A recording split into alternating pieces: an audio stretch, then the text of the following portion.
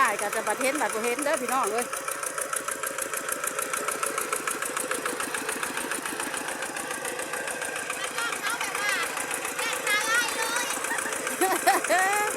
ตาลิ้นตาลายหมดแหละ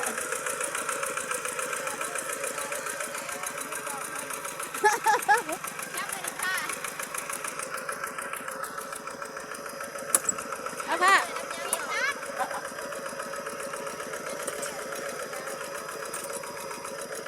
เล่นน้ำผู้ขาดผู้ไทย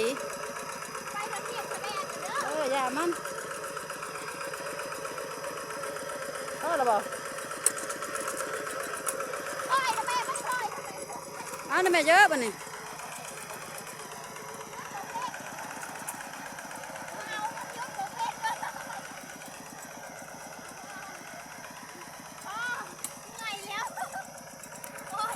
เมื่อยพี่น้องเอ้ยมาจนเด้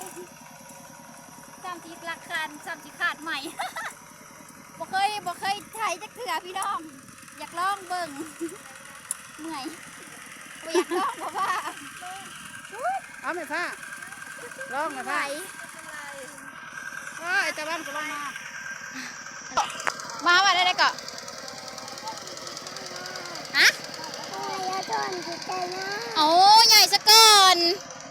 อุ้ยสบายดีป่าลุงแล้วแม่ลูกโอ้ยเมื่อยพี่น้องเลยบ่เคยไถหน้าจักเถื่อลองเบิ่งหน้าชีแล้วเลยหน้าชีแล้วก็เลยลองเบิ่งพี่น้องอันนี้จะเป็นไห่สุดท้ายแล้วพี่น้องเด้อหน้าสะไผ่พี่น้องตัวนี้จะเป็นไห่สุดท้ายที่เฮาจะได้หวานพี่น้องจ้าส่วนไห่ที่เหลือนะพี่น้อง2 ไห่ 3 ไห่นี่นะจะเป็นแต่ว่าไห่ของเอื่อยอันปานี่พี่น้องจ้าเราสิถาน้ำบุกซะก่อนแล้วจังสิมาอันหวานพี่น้องส่วนที่เฮาหวานแล้วนี่ไห่ที่เฮาถ่ายผ่านมานี่พี่น้องอาจจะเป็นหน้าสาวไผ่พี่น้องจ้าเพราะว่าเฮาแบ่งกันแล้วเรียบร้อยพี่น้องเฮ้ยเกือบไม่รอดค่ะ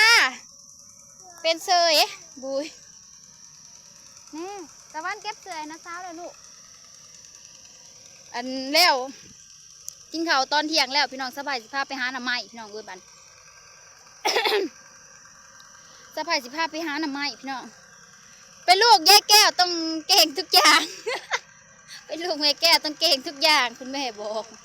ให้เป็นหมดทุกอย่างอุ้ยเหนื่อยซ้อนให้เบิดทุกอย่างจิไปน้ำอีกอุ้ย